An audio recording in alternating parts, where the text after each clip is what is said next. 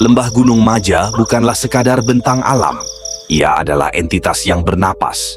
Di sana, pepohonan jati tumbuh melilit satu sama lain, seperti jemari raksasa yang mencoba mencengkeram langit yang selalu mendung. Raka berdiri di kaki bukit, menatap jalan setapak yang ditutupi lumut licin dan dedaunan busuk.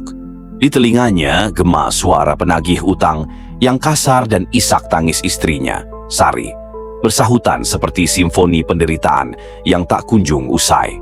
Utang judi yang menumpuk dan gaya hidup mewah yang dipaksakan telah membawanya ke titik nadir kehancuran. Tidak ada lagi jalan keluar yang logis. Keberanian nekat membawanya mendatangi tempat yang paling dihindari penduduk desa, Pasar Gaib Maja. Raka meraba saku jaketnya yang lembab, memastikan bungkusan kain kafan bekas dan kembang 7 rupa masih tersimpan di sana.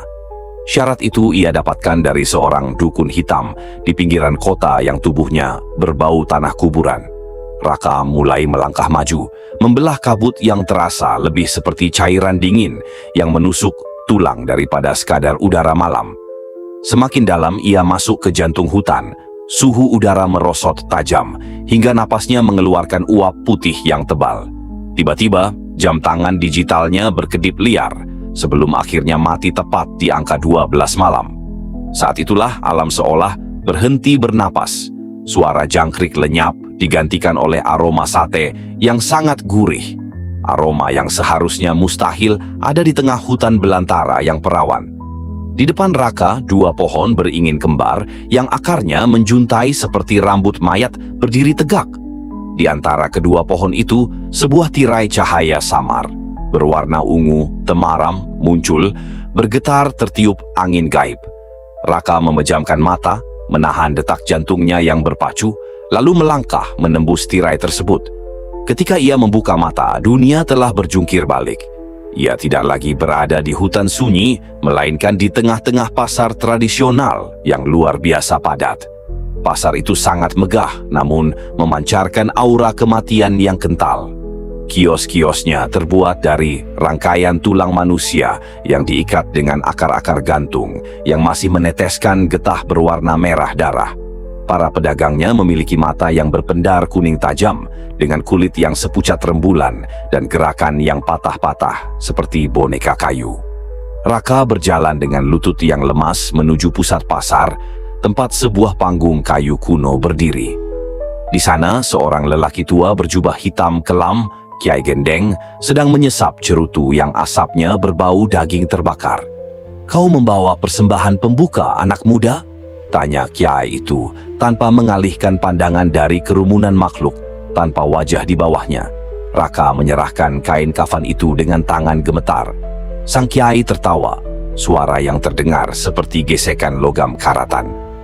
"Kain ini hanyalah tiket masuk bagi pecundang. Jika kau ingin membawa pulang emas abadi yang takkan habis 7 turunan, kau harus memberikan sesuatu yang memiliki detak jantung dan jiwa yang murni."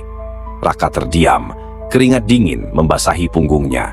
Di bawah pengaruh bisikan-bisikan gaib yang memenuhi kepalanya, rasa sayangnya sebagai ayah luruh oleh keserakahan.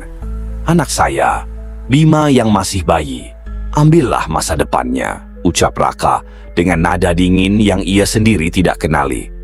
Kiai Gendeng tersenyum lebar, memperlihatkan deretan gigi hitam yang runcing.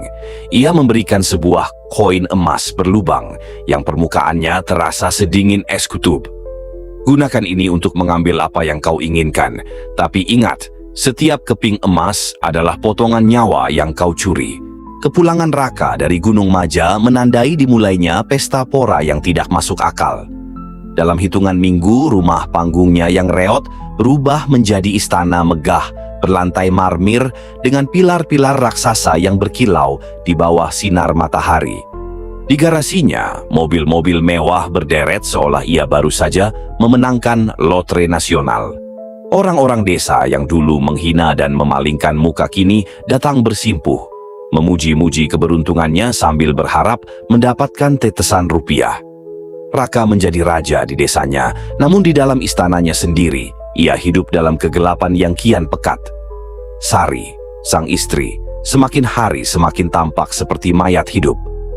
Wajahnya yang dulu berseri kini kusam. Matanya cekung dengan lingkaran hitam yang dalam. Ia tidak mengerti mengapa Bima, bayi mereka, tidak pernah lagi menangis atau tertawa.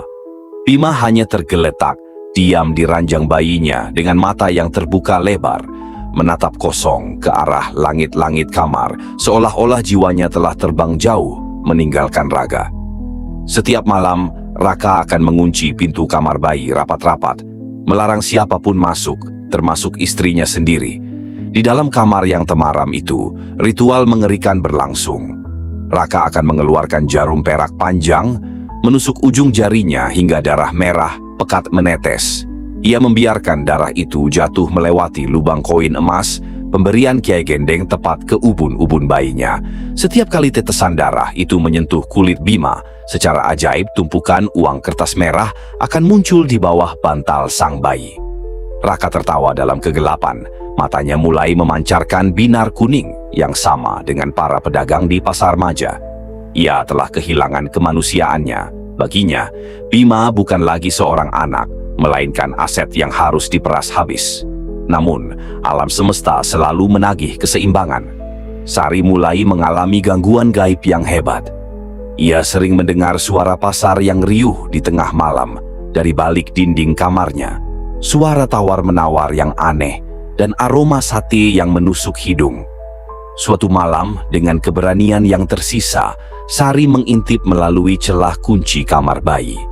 Ia menjerit tertahan saat melihat tubuh Bima yang kini sangat kurus, hampir menyerupai kerangka yang hanya dibalut kulit transparan. Urat-urat di tubuh bayi itu menghitam, bergerak-gerak seperti cacing di bawah permukaan kulitnya. Koin emas di tangan Raka pun mulai menunjukkan perubahan. Permukaannya yang semula dingin kini mulai memanas, mengeluarkan asap tipis yang berbau busuk. Raka yang sudah dibutakan kekayaan tidak peduli. Ia terus meminta lebih, ingin membeli tanah di seluruh kecamatan, ingin menjadi orang yang paling berkuasa. Ia tidak menyadari bahwa setiap lembar uang yang ia belanjakan adalah hari-hari terakhir dari sisa hidup keluarganya. Kekayaannya dibangun di atas fondasi nyawa yang kian menipis, dan pasar gaib itu kini sedang menyiapkan lapak baru untuknya. Suatu sore, seorang pengemis tua dengan mata buta lewat di depan gerbang rumah Raka. Ia berhenti sejenak lalu berteriak ke arah balkon tempat Raka berdiri. "Rumahmu adalah perpanjangan dari pasar kematian. Kau pikir kau pembeli, padahal kau adalah barang yang sedang dilelang." Raka memerintahkan satpamnya untuk mengusir orang tua itu, namun peringatan itu mulai menghantui mimpinya. Bayangan Kiai Gendeng yang sedang menimbang jantung manusia mulai muncul setiap kali ia memejamkan mata. Malam Jumat Kliwon tiba dengan cuaca yang sangat mencekam. Langit di atas Gunung Maja berwarna merah darah, dan petir menyambar-nyambar tanpa suara guntur. Di dalam rumah mewah itu, suasana berubah menjadi sangat dingin. Seluruh lampu tiba-tiba padam secara bersamaan. Dalam kegelapan total, koin emas di saku Raka tiba-tiba menjadi sangat panas, membakar kulit pahanya hingga ia menjerit kesakitan. Namun jeritannya tidak terdengar oleh siapapun. Suaranya seolah terisap oleh keheningan yang absolut. Tiba-tiba, ruang tamu rumahnya yang megah mulai meluruh. Dinding marmer berubah menjadi tebing batu yang kasar, dan lantai kayu mahal berubah menjadi tanah becek yang berbau amis. Raka mendapati dirinya tidak lagi berada di rumahnya, melainkan kembali ke pusat pasar gaib Gunung Maja. Kali ini suasana pasar jauh lebih liar. Ribuan makhluk halus berdesakan, berteriak-teriak seolah menanti sebuah pertunjukan besar. Di panggung utama, Kiai Gendeng berdiri tegak, memegang sebuah timbangan besar yang terbuat dari tulang pinggul manusia. "Waktunya telah tiba, Raka." Suara Kiai Gendeng menggelegar, membuat tanah yang dipijak Raka bergetar. "Anakmu sudah habis, tidak ada lagi setetes pun daya hidup yang bisa ditukarkan. Dan sekarang timbangan ini harus tetap seimbang." Di satu sisi timbangan terdapat gundukan emas milik Raka, sementara di sisi lain masih kosong. Raka menangis, histeris, memohon ampun sambil bersujud di kaki sang kiai. Ia melihat Sari dan Bima berdiri di kejauhan, terbungkus kain kafan yang sama dengan yang ia bawa dulu. Wajah mereka pucat tanpa ekspresi, perlahan memudar menjadi asap. "Jangan ambil mereka, ambil nyawaku saja," teriak Raka dalam keputusasaan yang terlambat. Kiai Gendeng hanya tertawa sinis. "Di sini, nyawamu tidak lebih berharga dari kotoran hewan. Kau telah memilih menjadi bagian dari kami sejak tetes darah pertama jatuh. Kau tidak akan mati, Raka. Kematian adalah sebuah kemewahan yang tidak bisa kau beli di pasar ini." Seketika, tangan-tangan hitam berukuran raksasa muncul dari bawah tanah, mencengkeram kaki Raka dan menariknya menuju bagian belakang pasar yang gelap, area pemotongan dan distribusi. Di sana, Raka melihat pemandangan yang menghancurkan jiwanya. Ia melihat mantan-mantan pejabat dan pengusaha kaya yang dulu hilang secara misterius.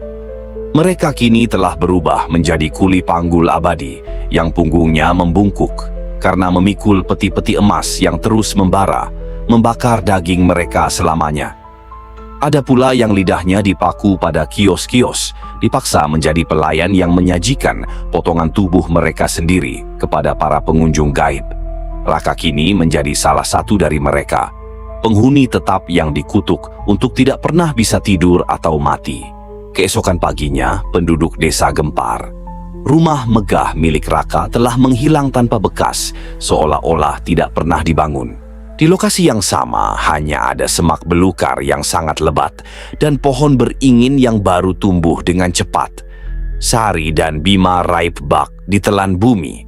Yang tersisa hanyalah sebuah koin emas berlubang yang tergeletak di atas sebongkah batu nisan tanpa nama di kaki Gunung Maja. Koin itu berkilau menggoda di bawah sinar matahari pagi, menunggu orang serakah berikutnya untuk memungutnya dan memulai kembali siklus kutukan pasar gaib pesugihan Gunung Maja.